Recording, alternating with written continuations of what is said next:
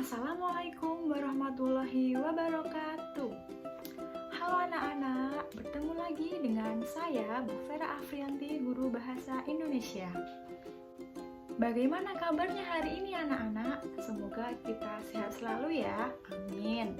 Nah, sebelum kita mulai pelajaran bahasa Indonesia hari ini, marilah kita berdoa terlebih dahulu. Berdoa dimulai.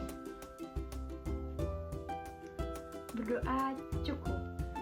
Anak-anak, di masa pandemi sekarang ini, kita harus selalu menjaga kesehatan dengan menggunakan masker, mencuci tangan, dan menjauhi kerumunan. Jangan lupa makan makanan yang bergizi agar tubuh kita selalu sehat dan terhindar dari virus corona. Dan jangan lupa satu lagi, kita harus selalu berdoa kepada Allah Subhanahu wa Ta'ala agar pandemi segera berakhir. Masih ingatkah anak-anak materi minggu lalu? Siapa yang masih ingat? Ya, betul sekali. Materi minggu lalu kita belajar tentang teks prosedur, yaitu teks yang berisi langkah-langkah untuk mengerjakan sesuatu. Nah, untuk materi hari ini kita akan belajar teks eksplanasi. Sebelum kita memasuki teks eksplanasi, Bu Vera ada video tentang gempa bumi. Silahkan disimak ya videonya. Gempa bumi bagian 2. Proses gempa bumi.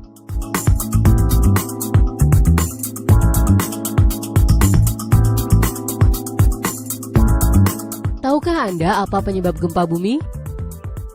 Gempa bumi dapat terjadi karena beberapa hal. Namun yang paling umum adalah tekanan dari lempeng bumi yang bergerak.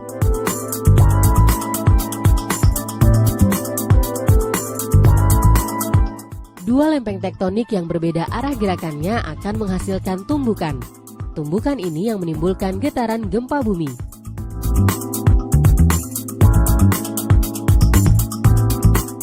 Gempa pada umumnya diawali dengan gempa utama atau main shock yang diikuti oleh gempa susulan atau aftershock.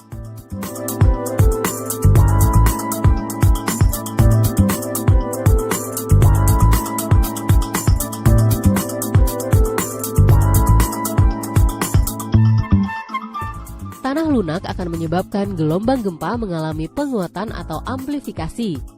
Sedangkan tanah yang keras akan menyebabkan pelemahan gelombang gempa atau deamplifikasi. Proses kehilangan kekuatan yang terjadi dalam tanah akibat membesarnya tekanan air pori biasanya disebut likuifaksi tanah. Tanah yang terlikuifaksi tidak dapat menahan berat apapun yang berada di atasnya, baik itu berupa lapisan batuan di atasnya ataupun bangunan yang akhirnya mengakibatkan hilangnya daya dukung pada pondasi bangunan.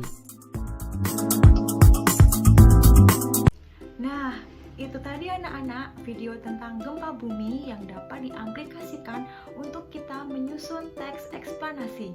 Nah, setelah itu marilah kita simak materi tentang teks eksplanasi. Mari anak-anak kita simak materi bab 2 tentang teks eksplanasi berikut ini. Teks eksplanasi adalah teks yang berisi tentang suatu proses fenomena alam dan sosial. Ciri-cirinya adalah bersifat fakta, bersifat keilmuan, dan informatif. Identifikasi informasi ada fakta dan gagasan pokok. Bagian-bagiannya adalah identifikasi fenomena, proses kejadian, dan ulasan.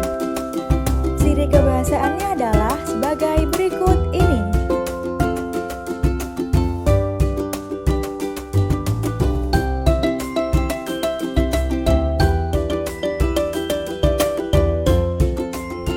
Pola pengembangan ada dua, yaitu pola pengembangan sebab akibat dan pola pengembangan proses. Berikut adalah langkah-langkah menyusun teks eksplanasi.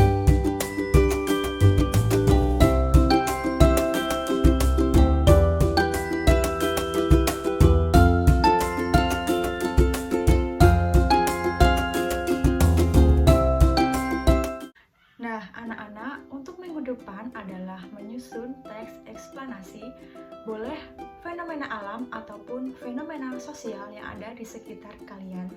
Nah, tadi adalah penjelasan materi tentang teks eksplanasi.